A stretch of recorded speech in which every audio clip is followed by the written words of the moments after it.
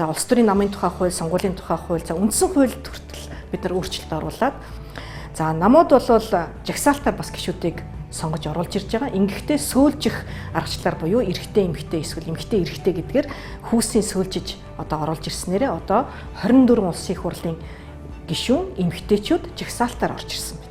За гендерийн тухай хууль гэж байгаа. Гендерийн тухай хуулиар альва энэ улс төрийн томилгоон дээр хүртэл одоо хамгийн багадаа байх ёстой гендерийн квотын тогтоосон ч гэсэн өнөөдөр төдийлөн сайн хэрэгжихгүй байгаа нь бол яг шийдвэр гаргаж байгаа яг энэ төвшөнд эмэгтэйчүүд хангалттай бус байна гэдгийг илтгэж байгаа. Тэгэхээр шийдвэрийг хэн гаргаад байна вэ гэхээр эрэгтэйчүүд гаргаад байна.